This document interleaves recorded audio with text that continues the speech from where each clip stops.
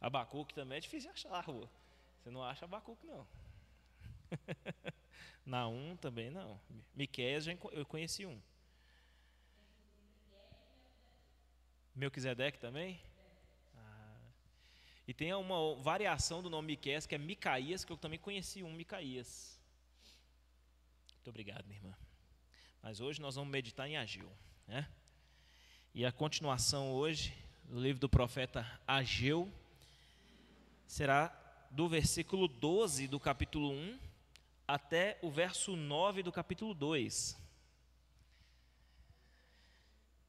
Ageu, capítulo 1, verso 12 até o verso 9 do capítulo 2.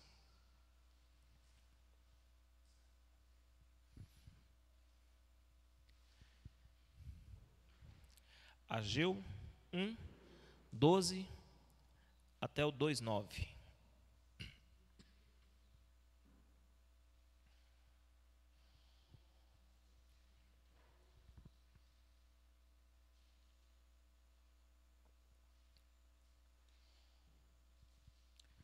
Amém?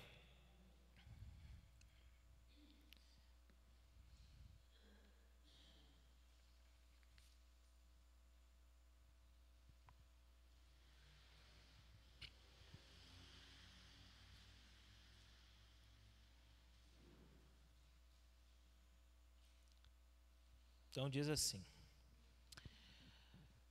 Zorobabel, filho de Sealtiel, o sumo sacerdote Josué, filho de Jeozadaque, e todo o restante do povo. O que eles fizeram?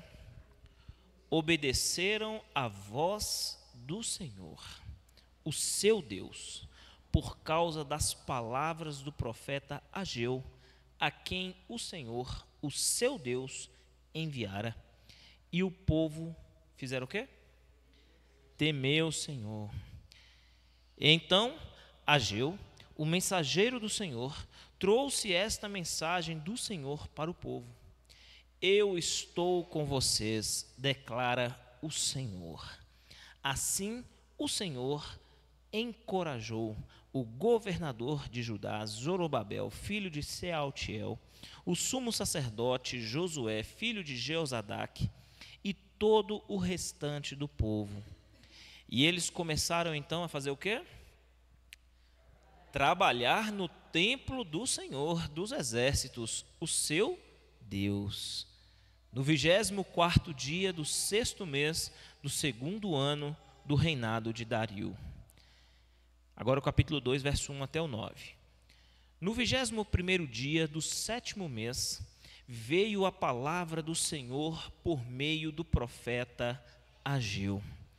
Pergunte o seguinte ao governador de Judá, Zorobabel, filho de Sealtiel, ao sumo sacerdote Josué, filho de Jeozadaque, e ao restante do povo: quem de vocês viu esse templo em seu primeiro esplendor? Comparado a ele, não é como nada o que vocês veem agora? Coragem, Zorobabel. Outras traduções vão ser força, né? Esforça-te, né? Ou força, Zorobabel, declara o Senhor. Coragem, sumo sacerdote Josué, filho de Jeozadaque. Coragem ao trabalho, ó povo da terra, declara o Senhor. Porque eu estou com vocês, declara o Senhor dos exércitos. Esta é a aliança que fiz com vocês quando vocês saíram do Egito. Meu espírito está entre vocês, não tenham medo. Assim diz o Senhor dos exércitos: dentro de pouco tempo farei tremer o céu, a terra, o mar e o continente. Farei tremer todas as nações, as quais trarão para cá os seus tesouros, e encherei este templo de glória, diz o Senhor dos exércitos. Tanto a prata quanto o ouro me pertencem, declara o Senhor dos exércitos. A glória deste novo templo será maior do que a do antigo, diz o Senhor dos Exércitos, e neste lugar estabelecerei a paz, declara o Senhor dos Exércitos. Amém? Queridos, nós demos início, então, à exposição deste livro na última semana, e já vimos que estes 3 últimos livros que restam do grupo de 12 profetas menores, esses 3 últimos, Ageu, Zacarias e Malaquias, fazem parte de um outro período da história. Que período é esse? O período pós-exílio, né? Pós-cativeiro. Então, esses profetas foram chamados por Deus para profetizar no período posterior à saída de Judá da Babilônia. Depois de 70 anos no cativeiro, eles então receberam a autorização do império daquela época, né? O império babilônico já havia sucumbido diante do poderio da potência que havia despontado naqueles dias, que era os medo-persas, né? Sob o governo de Ciro o Grande. E Ciro era um homem cuja religião era o zoroastrismo, e essa religião tinha uma característica que era ter uma certa tolerância ou uma certa amizade, um bom relacionamento com as crenças e as religiões de todos os povos que eram dominados naquela época. Então, todos os povos que eram dominados pelos medo-persas, eles tinham um profundo respeito e consideração com a crença e os valores daqueles povos. E certa vez, Ciro havia lido em algum lugar uma profecia de que o tempo daquele povo, o povo de Judá, seria no cativeiro de 70 anos. Passado esse tempo, eles seriam libertos. E Ciro, então, levou em consideração essa profecia, do qual ele havia tido acesso, e autorizou o regresso de Judá para Jerusalém. E na primeira comitiva, né, dos judeus que retornariam para Jerusalém, eles já receberam a incumbência do próprio Ciro de, ao chegarem lá, terem como prioridade o quê? A reconstrução do templo.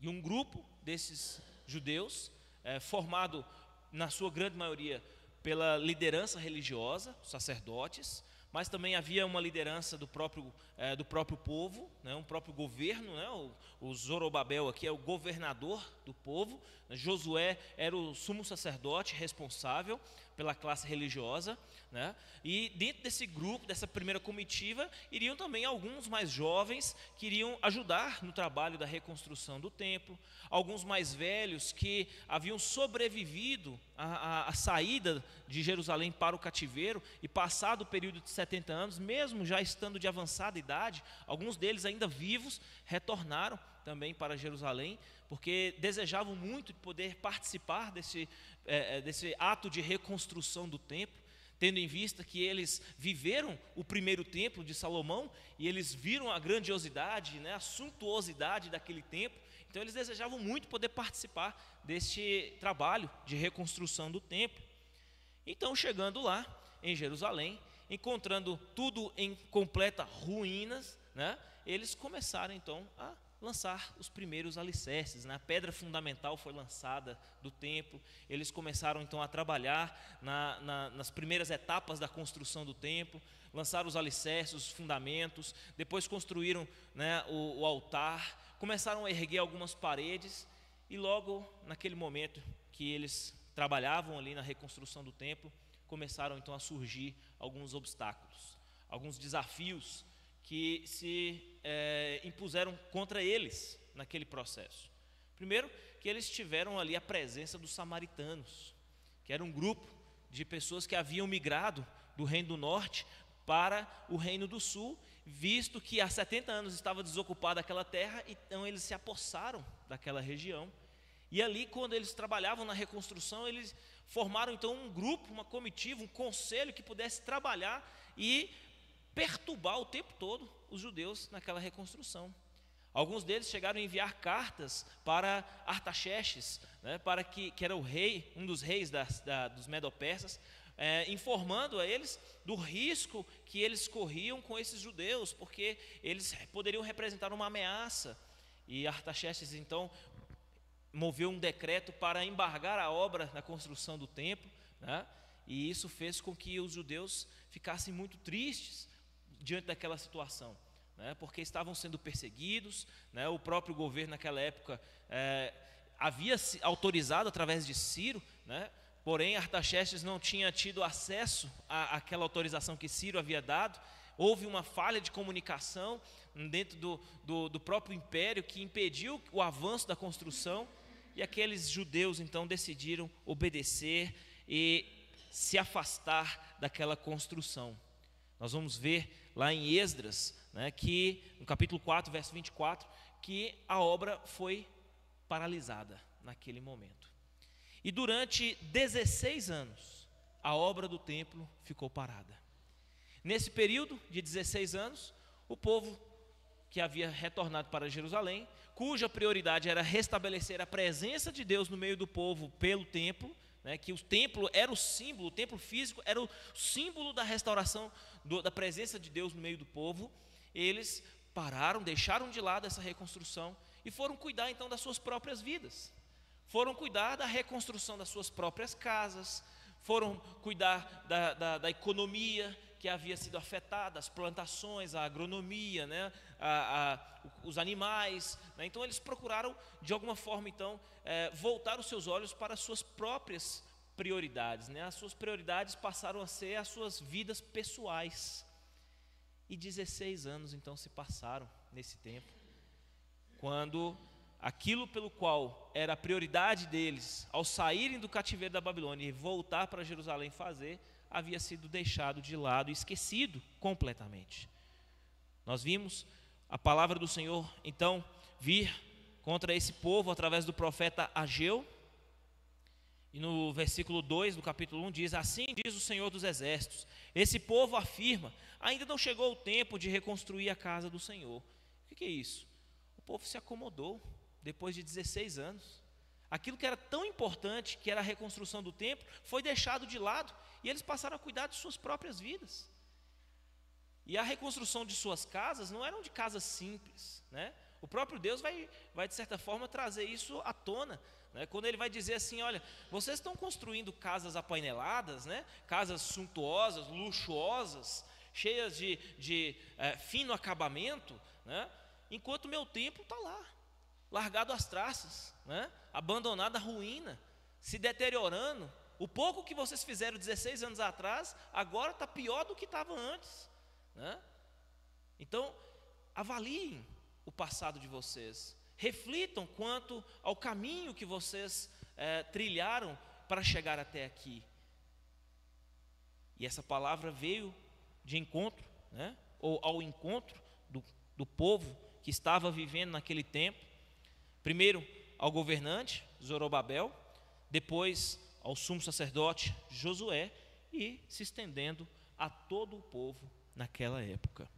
Diante desta palavra exortativa, né, que veio para provocar uma reflexão neste povo, que havia dado desculpas, que havia se acomodado e haviam se esquecido do motivo pelo qual eles foram parar no cativeiro.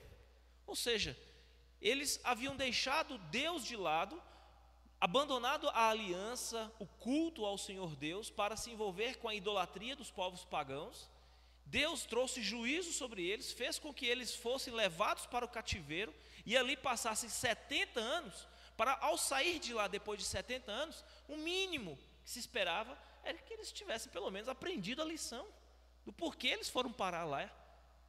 E agora a prioridade deles fosse novamente a adoração ao culto do Deus vivo, ou a adoração ao Deus vivo, né, no culto que era prestado a Ele. Essa deveria ser a prioridade. Essa seria a maior demonstração do aprendizado depois de 70 anos de cativeiro. Mas a gente percebe, irmãos, que muitas vezes Deus, mesmo nos disciplinando por longos períodos na nossa vida, quando nós somos livres, né, soltos, né, o nosso coração ele vai manifestar uma tendência que é natural dele, né, de voltarmos novamente para a mesma rebeldia, a mesma teimosia do qual nós fomos corrigidos, né? É como um filho, né? O filho você vai lá, corrige, põe ele de castigo, né? Você ensina, você fala, você usa a varinha ali para dar uma disciplina, né? Na primeira oportunidade que você solta ele, você fala, agora sim eu dei jeito nesse menino, agora ele vai andar certo, né?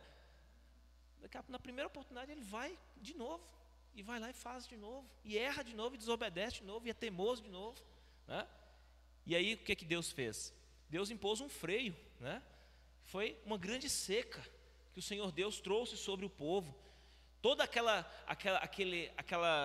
anseio que eles estavam por cuidar de suas próprias vidas, né? Reconstruir suas casas, de recuperar os campos, de recuperar a sua riqueza que havia sido perdida, Deus tratou de botar um freio nisso aí. O texto vai dizer que uma grande seca veio sobre eles, tudo que eles plantavam eles não colhiam, né? Tudo que eles comessem para saciar a fome eles não conseguiam. O dinheiro, o salário deles que recebiam era para colocar num saquetel furado, né? Num saco furado, né? E eles começaram a perceber que tinha alguma coisa errada. Até o profeta, usado por Deus, foi enviado para poder alertá-los, para falar, olha, o que vocês estão passando aí é um freio moral que Deus está usando para poder trazer aos olhos de vocês um despertamento, para provocar em vocês uma reflexão. Será se vocês estão no caminho certo? Será se vocês, depois de 70 anos e saírem do cativeiro, vocês estão fazendo aquilo que Deus ordenou a vocês fazerem? Ou será que não há um desvio da rota aí? Novamente vocês estão incorrendo no mesmo caminho pelo qual vocês foram parar no cativeiro. E diante dessa palavra que veio contra o povo e a liderança, a sua liderança, nós vamos ver hoje nesse texto que agora nós meditamos, irmãos, na continuação aqui do livro, que diante desta palavra nós precisamos dar uma resposta, né? Deus, por muitas vezes, Ele ministra ao nosso coração a sua palavra, Ele nos exorta, Ele nos mostra que a condição ou o estado do nosso coração, o estado atual do nosso coração, não está em conformidade com a vontade dEle, com os planos dEle para a nossa vida. E diante da pregação, do ensino, da palavra de Deus, nós precisamos dar uma resposta a esta palavra. A mensagem de hoje a ênfase dessa mensagem de hoje está no fato de Deus nos convocar para o seu serviço.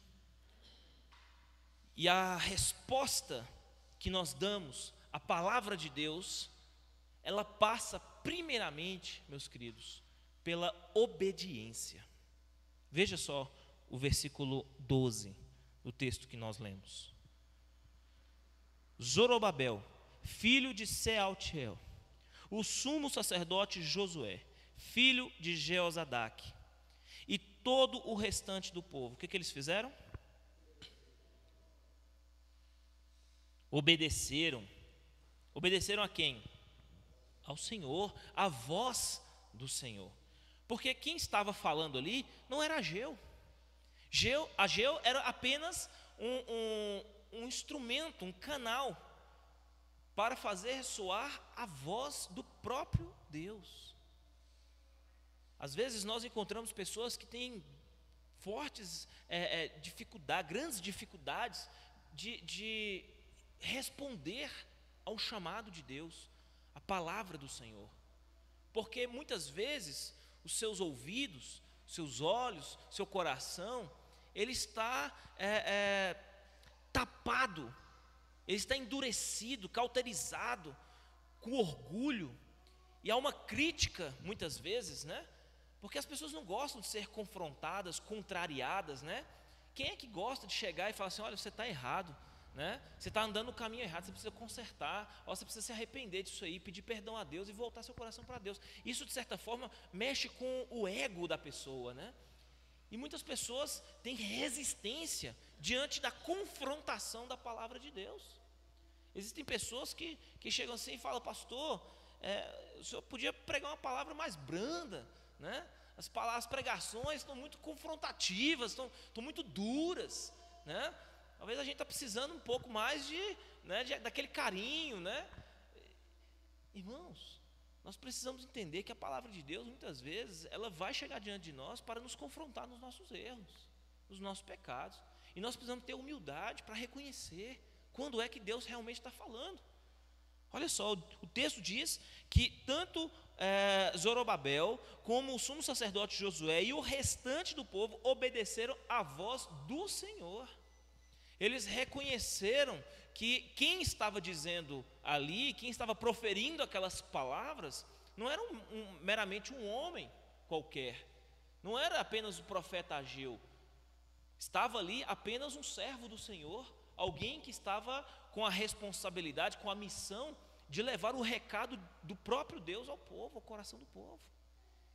E diante dessa confrontação da palavra de Deus, eles optaram pelo caminho certo, o caminho que o Senhor Deus espera de todos quando estão diante da palavra dele, que obedeçam. Não é assim que 1 Samuel 15, 22 nos diz? O que esse texto nos diz? Vamos ler lá? 1 Samuel 15, 22.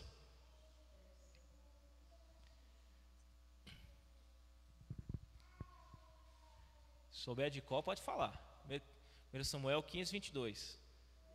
Tem o Senhor prazer em ofertas, holocaustos e sacrifícios?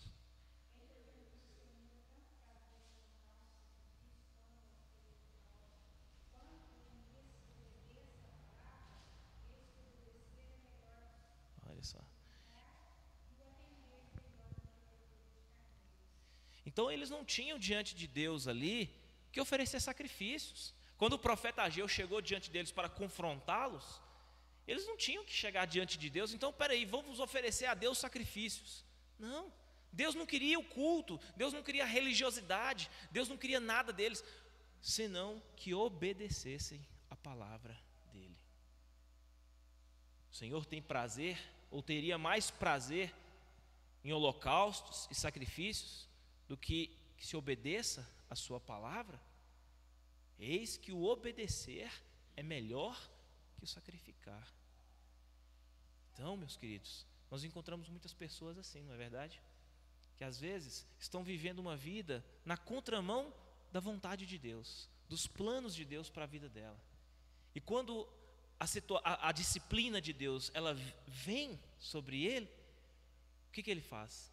Ele vai para a igreja para oferecer os sacrifícios dele, achando que isso vai abrandar a ira do Senhor contra ele. Só que o que Deus está querendo não é o sacrifício dele, não é o culto dele. O que Deus está querendo é que ele reconheça o seu pecado, que ele se arrependa e volte com o seu coração para o Senhor, que ele alinhe a sua vida à vontade e aos planos de Deus para ele. É isso que o Senhor Deus espera. Então não confunda, né? Quando você estiver vivendo distante dos planos de Deus e da vontade de Deus, pastor, como é que eu sei qual é a vontade de Deus? Irmão, leia a Bíblia. Aqui está revelado para nós a boa, perfeita e agradável vontade de Deus para todos nós. Quando você se distancia da vontade de Deus, dos planos de Deus, daquilo que Deus requer de você como servo, serva do Senhor, e Deus trouxer para você a disciplina, cujo propósito da sua disciplina é corrigi-lo, porque é isso que um pai faz ao filho que ama, e é assim que a palavra de Deus nos ensina, que Deus como pai corrige aos seus filhos a quem ele ama. Quando ele vier a trazer a disciplina, a correção sobre a sua vida, não confunda, não ofereça a ele sacrifícios, ou culto. Não acha assim, eu preciso ir para a igreja, ir mais na igreja, eu preciso ler mais a Bíblia, eu preciso orar mais, eu preciso... Não, eu preciso cumprir a campanha tal, eu preciso ir na... Não, Deus não quer isso. Deus quer que você, diante da confrontação da palavra de Deus, responda ao chamado dele com obediência. Obedeça a palavra do Senhor. Veja só, quando se obedece a voz do Senhor, a palavra de Deus com humildade, até o nosso relacionamento com Deus ele muda. Nós vamos perceber aqui a tratativa de Deus e do povo no relacionamento que estava estabelecido naquele momento. Repare só a maneira como Deus ele trata o povo no versículo 2. Quando a primeira mensagem do profeta Ageu surge, verso 2 ele diz: assim diz o Senhor dos Exércitos. Como é que ele trata aí o povo? Este povo afirma, não é isso? Este povo afirma: ainda não chegou o tempo de reconstruir a casa do Senhor. O povo estava distante da vontade de Deus, distante dos planos de Deus, distante daquilo que era a prioridade de Deus para a vida deles. E olha só como é que um povo que está distante do Senhor é tratado. Este povo afirma. Mas depois que eles decidiram obedecer, lá no versículo 12, olha só como é que está lá. E o restante do povo obedeceram à voz do Senhor, o quê? O seu Deus, por causa das palavras do profeta Ageu, a quem o Senhor, o seu Deus, enviara. Se você observar, no versículo 14, na parte B, vai dizer também a mesma coisa. E eles começaram a trabalhar no templo do Senhor dos Exércitos, o seu Deus. Percebe que até o relacionamento muda. Deus ele vê o povo dele em desobediência, vivendo em rebeldia, acomodado, longe dos seus caminhos, longe da sua palavra. A tratativa do Senhor, ela é de uma maneira, mas quando o povo decide então voltar com seus corações para o Senhor Deus e obedecer e andar em seus caminhos, a relação ela muda completamente, né? Ela muda completamente. E essa obediência, irmãos, ela gera um fruto no coração do povo. Que fruto é esse? Olha como é que termina o versículo 12. O texto diz que o restante do povo, né, a liderança, juntamente com o povo, obedeceram à voz do Senhor, o seu Deus, por causa das palavras do profeta Ageu, a quem o Senhor, o seu Deus, enviara. Como é que termina? E o povo temeu o Senhor. Veja que quando se decide obedecer à palavra de Deus, um fruto é gerado. Que fruto é esse? A reverência diante desse Senhor. As pessoas passam a compreender diante da consciência do seu erro, do seu pecado, de que o melhor caminho que eles devem fazer é obedecer à palavra de Deus e não se rebelar contra Ele. Veja só, uma pessoa que é orgulhosa, que é arrogante, que não aceita a confrontação da palavra de Deus, ela não vai responder a palavra de Deus com obediência. Ela vai se levantar contra, ela vai questionar, ela vai dizer: olha, quem é você, esse profeta aí? Eu conheço esse profeta, quem é você para falar comigo desse jeito, né? Ele não vai perceber que quem está por trás daquele profeta falando é o próprio Deus. Ele não vai ouvir a voz de Deus naquele momento. Por essa razão, jamais ele temerá o Senhor, jamais ele se portará reverentemente diante da palavra do Senhor. Agora, quando se decide obedecer a palavra de Deus, aí sim, o coração ele se humilha na presença de Deus, ele reconhece que de fato, essa voz aí não é uma voz humana, é a voz do próprio Deus que está falando, né? O texto prossegue ainda mais e vai nos ensinar, do verso 13 a 15, que a resposta diante da palavra confrontadora de Deus, ela passa, além da obediência, ela passa também pela restauração da presença de Deus no meio do povo. Veja só o verso 13 a 15. O texto diz: então Ageu, o mensageiro do Senhor, trouxe esta mensagem do Senhor para o povo. O que o Senhor Deus disse? Eu estou com vocês, declara o Senhor. Assim, o Senhor encorajou o governador de Judá, Zorobabel, filho de Sealtiel, sumo sacerdote Josué, filho de Jeozadak, e todo o restante do povo. Primeira coisa que nós vamos perceber aqui, queridos, é que a resposta à palavra de Deus, primeiro ela passa pela obediência. E depois que ela passa pela obediência à palavra de Deus, gerando o fruto que é o temor, que é a reverência diante do Senhor, a presença de Deus então ela é restaurada no meio do povo. A presença de Deus é restaurada no meio do povo. O povo que vive em desobediência, o povo que vive em rebeldia, ele não pode contar com a presença de Deus no meio dele, porque Deus é um Deus santo. Deus, ele não se mistura com o pecado. Deus não se mistura com aquilo que é contrário a Ele próprio, a sua própria natureza, seus atributos. Deus, então, ele, depois de contar com a obediência do povo e com o temor deles, com a reverência desse povo, sua presença passa a se tornar viva e real no meio deles.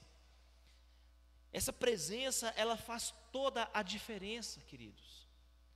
O texto vai mostrar para nós aqui que a partir do momento que Deus passou então a habitar no meio deles, a presença dele passou a ser contada no meio do povo. Essa presença, primeiro, ela foi uma presença despertadora.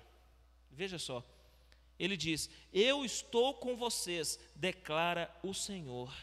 E o verso 14 começa: assim o Senhor fez o quê? Despertou, encorajou, né? Então nós vamos perceber que essa presença de Deus, ela faz toda a diferença.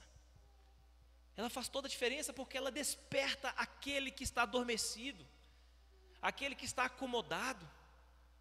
Quando se decide obedecer a palavra de Deus, Deus se faz presente no meio do povo e Ele traz o despertamento necessário. Necessário para quê? Para a segunda coisa que aqui a presença de Deus ela provoca, né? Veja só, o povo é levantado e erguido para começar então a trabalhar, a servir, né? Ele prossegue dizendo: olha, o Senhor despertou, encorajou o governador de Judá, Zorobabel, filho de Sealtiel, o sumo sacerdote Josué, filho de Jeozadaque, e todo o restante do povo. E eles começaram então a trabalhar no templo do Senhor. Agora, note uma coisa muito importante aqui no texto: uma vida com Deus, ela vale mais do que um trabalho para Deus. Sem a presença de Deus, não adianta nada o trabalho para Deus. Primeiro, a presença de Deus é restaurada no meio do povo. O povo então é despertado pela presença de Deus, é encorajado, e então eles começam a trabalhar, encorajados pelo próprio Deus a trabalhar no serviço do Senhor, na reconstrução do templo. Então nunca pense que o trabalho ele é importante. Sim, servir na casa do Senhor é muito importante, irmãos. Mas do que adianta o serviço, o trabalho, sem uma vida com Deus? Sem a presença de Deus no trabalho? Não adianta absolutamente nada. Existem pessoas que estão atrás do serviço, do trabalho na igreja, por si só, é o trabalho por si só, o trabalho pelo trabalho, né?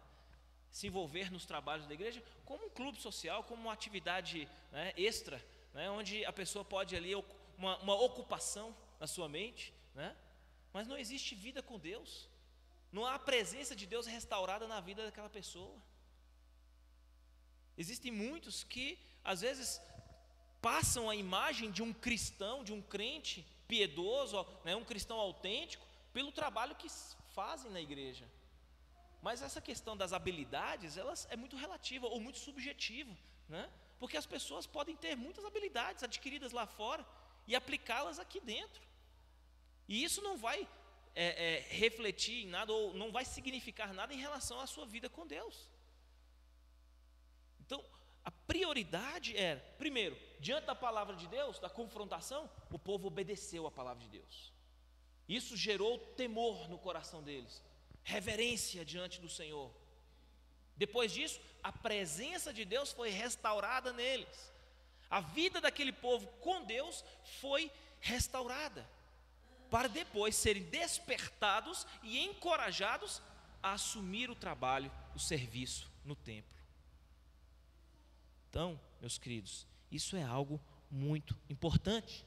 Outro princípio presente aqui nessa questão, irmãos, é a questão de que uma vez que nós contamos com a presença de Deus e somos despertados por essa presença de Deus a servir e trabalhar na obra do Senhor, no templo, né, nós não encontraremos mais desculpas.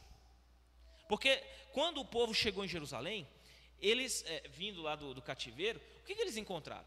Eles encontraram uma cidade completamente destruída, uma cidade em ruínas. Dá para imaginar na cabeça daquele povo, eles pensando: olha, o que a gente vai fazer? Não tem nada, tá? O templo está destruído, a cidade está destruída, os muros estão destruídos, os portões queimados, tudo está em completa ruína. Não havia perspectiva, talvez o mais otimista entre eles talvez não conseguisse enxergar algo ali diante deles que fosse possível para executar aquele trabalho. Mas quando se conta com a presença de Deus, essa presença que é encorajadora, que é despertadora, não há desculpas para se dar.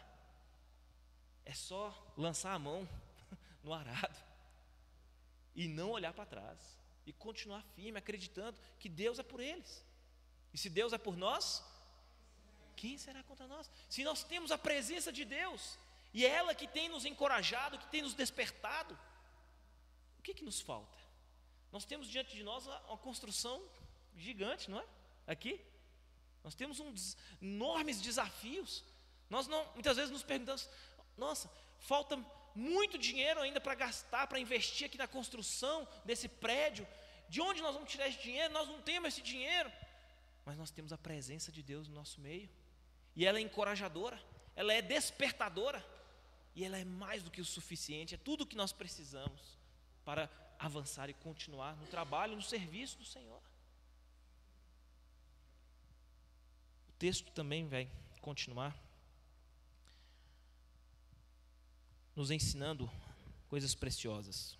Agora a partir do capítulo 2, verso 1 a 9. E aqui no capítulo 2, verso 1 a 9, nós vamos ver aqui o início da segunda mensagem. Nós vimos que há 4 mensagens presentes no livro de Ageu. Embora sejam apenas 2 capítulos, seja o segundo menor livro, né, aqui dentre os profetas, o livro ele possui 4 mensagens. 4 mensagens que estão marcadas. Existe uma marcação aí no texto que nos ajuda a identificar essas mensagens, né? Capítulo 1, verso 1: no primeiro dia do 6º mês do 2º ano do reinado de Dario. Depois o capítulo 2, verso 1 vai começar: no 21º dia do 7º mês veio a palavra do Senhor por meio do profeta Ageu. Essa é a segunda mensagem. Capítulo 2, verso 10 é a terceira mensagem: no 24º dia do 9º mês, no 2º ano do reinado de Dario, né? E depois, ao final, verso 20, a palavra do Senhor veio a Ageu pela segunda vez, no 24º dia do 9º mês. Então, essas são algumas marcações no texto que nos ajudam a entender aonde começa cada uma dessas mensagens. Então, são 4 mensagens presentes no livro de Ageu. E aqui no capítulo 2, verso 1, inicia a segunda mensagem do profeta. E essa segunda mensagem do profeta, ela vem com algumas características muito importantes. No final da primeira mensagem, nós vimos aqui que o povo decidiu obedecer. E eles portaram-se reverentemente diante do Senhor e passaram então a contar com a presença despertadora e encorajadora do Senhor Deus para retomarem a construção do templo, a reconstrução do templo, e fizeram isso tendo a presença de Deus no meio deles. Só que, o que aconteceu? Dentro do grupo que havia saído da Babilônia e retornado para Jerusalém, havia uma parte desse grupo que era um grupo de pessoas mais idosas, mais velhas, que haviam saído de Jerusalém e levados para o cativeiro e sobreviveram durante 70 anos. E esses retornaram a Jerusalém. Então esse grupo, eles haviam conhecido o primeiro templo. Eles haviam estado presentes lá e visto como era grandioso, como era rico, como era suntuoso o templo de Salomão. Alguns historiadores chegam como é que eu posso dizer?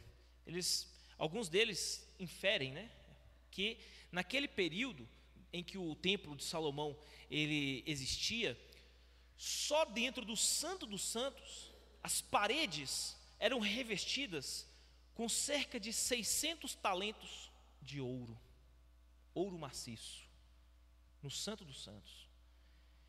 Só para a gente ter uma ideia, cada talento corresponde a 35 quilos. Eram 600 talentos, cada talento 35 quilos. Isso era o revestimento das paredes do templo de Salomão, no Santo dos Santos, de ouro maciço. Então, era algo muito suntuoso. Havia pedras preciosas, havia todo o revestimento do piso, do teto, das paredes, era tudo algo muito majestoso, muito glorioso. No entanto, quando eles chegaram agora aqui, né, no retorno para Jerusalém, e eles viram então o projeto que o arquiteto trouxe, né, do segundo templo, do novo templo que ia ser reconstruído, eles desanimaram. Eles ficaram tristes, porque eles viram que o templo que estava sendo reconstruído, ele era infinitamente inferior, mais pobrezinho, comparado com o templo de Salomão. Aqueles mais velhos então ficaram bem tristes, desanimados. E o desânimo dos mais velhos passou a afetar os mais jovens. Veja só isso. Aqueles mais velhos que haviam presenciado o templo de Salomão e que haviam contemplado a reconstrução, o projeto da reconstrução do templo, eles ficaram tão desanimados que o desânimo deles chegou a afetar o ânimo dos mais novos. E é nessa circunstância aqui, em que os mais velhos desanimaram os mais novos, né, que no capítulo 2, verso 1, surge a segunda mensagem. E essa mensagem nós vamos perceber que ela vem numa ocasião muito especial. Que ocasião especial? Quando o texto está mostrando para nós aí, no 21º dia do 7º mês, veio a palavra do Senhor por meio do profeta Ageu. Que época é essa? Que época é essa que é 21º dia do 7º mês? Se nós olharmos lá em Levítico, nós vamos ver a instituição das festas fixas, as 3 principais e mais importantes festas judaicas, do calendário judaico. E uma delas é a festa das tendas, ou festa das cabanas. E essa festa era uma festa onde trazia muito movimento na cidade. Vinham pessoas de todas as partes, pessoas de vários lugares, participar desses eventos, né? Dessas festas que eram comemoradas. Eram festas que se comemoravam durante 7 dias. E no último dia do calendário, no último dia da festa, era o ápice dessa festa, era o dia de maior movimento naquela ocasião. Foi exatamente naquele momento que Ageu escolheu para trazer a palavra do Senhor. No momento em que havia muitas pessoas, uma multidão presente naquela cidade, para que ele pudesse ali transmitir o recado do Senhor. Veja como que muitas vezes requer na pregação, no ensino, na instrução, estratégia, né? Nós olhamos, por exemplo, para Pedro no dia de Pentecostes. O Senhor Deus escolheu o dia de Pentecostes em Jerusalém como o dia perfeito para que ali pudesse ser pregada a mensagem, 3.000 pessoas se convertessem e o Espírito Santo fosse derramado sobre todos eles. Por exemplo, Martinho Lutero. Por que Martinho Lutero pregou as 95 teses na porta de Wittenberg justamente no dia 31 de outubro? Porque 1º de novembro era dia de Todos os Santos. E naquela ocasião ali, dia 31 para dia 1º, era o dia em que haveria muito movimento. Pessoas de várias partes vinham para poder comemorar a festa de Todos os Santos no dia 1º. E ali no dia 31, a porta da Basílica de Wittenberg lá, era como se fosse um mural, onde os jornais, os noticiários, né, os informativos, eram pregados naquela porta. As pessoas acordavam bem cedo, às 8 da manhã, para ver as notícias, as informações, as novidades do momento, e iam para lá para poder ler os informativos, os jornais estavam pregados lá na porta de Wittenberg.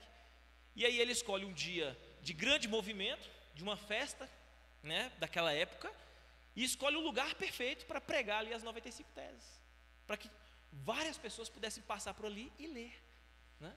Então veja a estratégia, né, a inteligência para poder se propagar uma mensagem, um recado do Senhor e ter um alcance, né, desejado, né? Outra questão importante.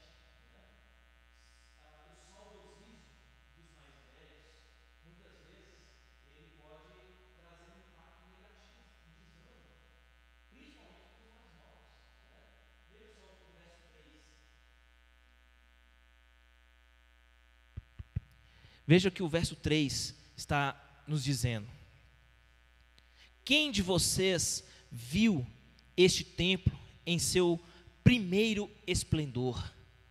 Comparado a ele, não é como nada o que vocês veem agora. Naquele momento, Deus, ele faz um raio-x, um diagnóstico no coração dos mais velhos. Quando ele está falando aqui, fazendo essas perguntas, ele está se voltando exatamente para aqueles que haviam presenciado o primeiro templo e que agora estavam diante do segundo templo, na reconstrução dele, e estavam completamente desanimados, entristecidos com aquilo que estavam contemplando com seus olhos, né? E é preciso, queridos, nós entendermos algo muito importante, que quando nós temos a presença de Deus, quando nós temos a glória de Deus sendo manifesta no meio do povo, isso é o que há de mais importante para nós, mais importante do que o prédio, mais importante do que o prédio. Essa parte aqui do capítulo 2, verso 1 a 9, meus queridos, fala que a glória de Deus, ela deve ser a nossa real motivação. Mais importante do que ter um prédio suntuoso, mais importante do que ter uma construção maravilhosa, é ter a presença no meio de Deus, a presença de Deus no nosso meio, e a glória de Deus ser revelada diante dos nossos olhos. Isso é o que há de mais valor, de mais importante para a vida do povo. As pessoas estavam com seus olhos voltados para aquilo que o templo era no passado, e estavam desanimados com aquilo que estavam vendo que o templo seria naquela segunda etapa, né? Naquela reconstrução, naquele segundo momento em que eles estavam vivendo. E o profeta está dizendo o quê? Tirem os seus olhos daquele templo, voltem para os seus olhos agora para o que há de mais importante, que é a glória de Deus no meio de vocês. Isso é o mais importante. Tirem os seus olhos da grandiosidade física, da riqueza, das pedras preciosas, do ouro, da suntuosidade, da riqueza, porque a verdadeira riqueza, ela está exatamente em quem está habitando nesse templo. A presença de Deus no meio desse templo pequeno aqui é mais rica, é mais grandiosa, é mais majestosa do que o prédio do antigo templo. É isso que nós precisamos realmente nos preocupar. Se a presença gloriosa de Deus está no nosso meio, não importa aonde esteja. Você pode morar numa casa simples, mas ter a presença de Deus com você e com a sua família ali, e tornar aquele ambiente rico, né? Do que morar numa grande mansão e a presença de Deus não estar ali. Quando o povo estava no antigo templo de Salomão, eles não adoravam a Deus, estavam vivendo a idolatria, o juízo de Deus veio sobre eles. E o que aconteceu com o templo e o restante de toda a cidade? Foi tudo destruído, tudo reduzido a ruínas. Agora eles estavam tendo a oportunidade de construir um templo menor, mais simples, né, mais modesto, mas tendo a presença gloriosa de Deus restaurada no meio deles. E isso que era o que havia de mais importante nas suas vidas, né? Lembram do que Jesus disse lá em Apocalipse para a igreja de Esmirna? Tu és pobre, né, mas és rica. Deus, ele vai dizer também, ou Jesus, ele vai dizer, né, à igreja de Filadélfia, né, tens pouca força, mas coloco diante de você uma porta aberta, e a porta que eu abro, ninguém pode fechar, né? Ele vai dizer a Laodiceia, né, você fica aí achando que eu não preciso de ninguém, eu já sou suficiente em mim mesmo, né? O que Jesus vai dizer a respeito de Laodiceia? Tu és pobre, cega e nu, né? Então, meus queridos, não é aquilo que os nossos olhos veem, não é aquilo que é elogiado pelas pessoas, não é a parte física, material, que é linda, maravilhosa, rica, não. o mais importante é a presença gloriosa de Deus estar no nosso meio. Também o texto vai caminhar já para o final, mostrando para nós que o Senhor Deus, com a sua glória, com a sua presença, Ele motiva o povo a manter-se na base certa. Que base é essa? A fidelidade de Deus. A fidelidade de Deus é a base certa, a sua aliança. Veja só o verso 4 e 5, ele diz: força, Zorobabel, declara o Senhor, força, sumo sacerdote Josué, filho de Jeozadaque, força ao trabalho, ao povo da terra. Por que o profeta está usando essa palavra? Coragem, força. Ele está aqui trazendo à memória, né, do povo aquilo que o próprio Davi fez com Salomão na construção do templo. Davi ficava o tempo todo com Salomão dizendo: força, coragem. Nesse momento agora, já que os olhos deles estavam tão preocupados em recordar de como era o templo antigo, nesse templo agora, tendo a presença de Deus e a glória de Deus manifesta entre eles, ele está também trazendo à memória deles aquilo que Davi havia feito. Mas nesse momento agora, não é as palavras do rei Davi, mas é as palavras do próprio Deus que está sendo ministrado ao coração deles.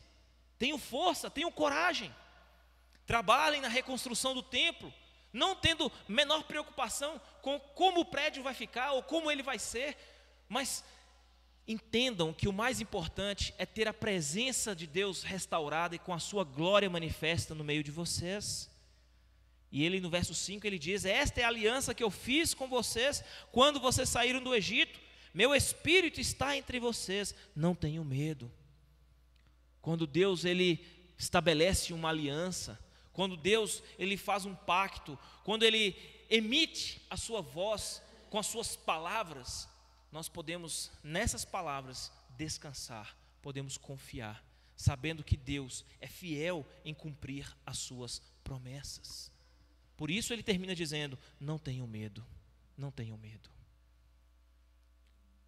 Verso 6, dentro da manifestação da glória de Deus, do qual é a nossa motivação para servir e trabalhar, ele vai dizer: assim diz o Senhor dos Exércitos, dentro de pouco tempo farei tremer o céu, a terra, o mar e o continente, farei tremer todas as nações, as quais trarão para cá os seus tesouros, e encherei este templo de glória, diz o Senhor dos Exércitos. O Senhor Deus promete um futuro de vitória, onde todas as nações haverão de se prostrar e se render diante do Senhor dos Exércitos. A manifestação da presença de Deus e da glória dele no meio do povo conduzirá este povo a um caminho de vitória. Eles não terão mais de temer as nações inimigas se levantarem contra ele. E ele termina, verso 8 e 9, dizendo: tanto a prata quanto o ouro me pertencem, declara o Senhor dos Exércitos.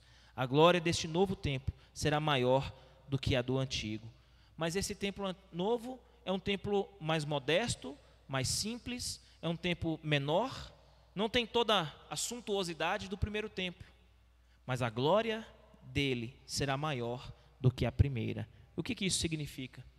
Significa que quando nós temos, irmãos, a nossa comunhão com Deus restaurada, o nosso relacionamento com Deus é restaurado, mediante a obediência à palavra dele, o temor do Senhor, quando nós reconhecemos os nossos erros e nos voltamos para ele, a presença dele é restaurada no nosso meio, a nossa comunhão com o Senhor é restaurada, a nossa motivação em servir passa a se tornar outra, e nós passamos a ter a convicção de que o que há de mais importante para nós é a glória de Deus sendo manifesta diante de nós.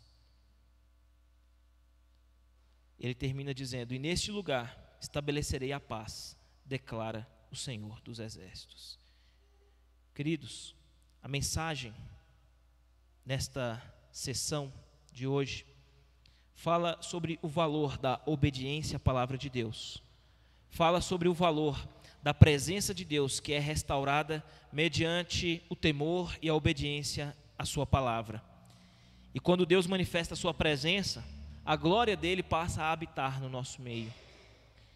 Os nossos olhos não devem se desviar para as coisas que estão à nossa volta, como as coisas eram no passado, como elas estão agora, no que elas se tornaram.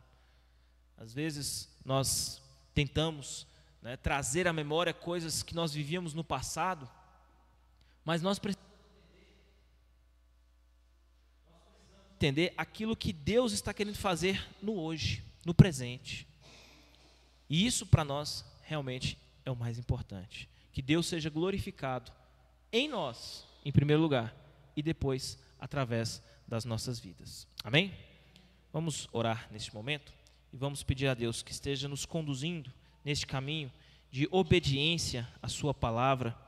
Vamos pedir a Deus que continue a nos ensinar, a nos conduzir, que os nossos olhos e corações se mantenham sempre voltados para o lugar certo, para o lugar onde Deus quer que nós olhemos, que esse seja o alvo da nossa vida, valorizar aquilo que realmente importa, a presença de Deus, a glória de Deus. Isso realmente é o que mais importa para nós. Tendo em vista quem nós éramos, de onde nós saímos, de onde o Senhor Deus nos tirou, e para o caminho que Ele nos fez trilhar e chegar até aqui hoje, nós não podemos olhar para trás com saudosismo, devemos ter plena convicção de que Deus está restaurando as nossas vidas e que a presença dEle agora sim se faz viva e real no nosso meio e a glória dEle se manifesta diante dos nossos olhos, mesmo que em circunstâncias bem diferentes do que talvez nós desejaríamos, mas o mais importante é nós termos nossa comunhão com o Senhor preservada.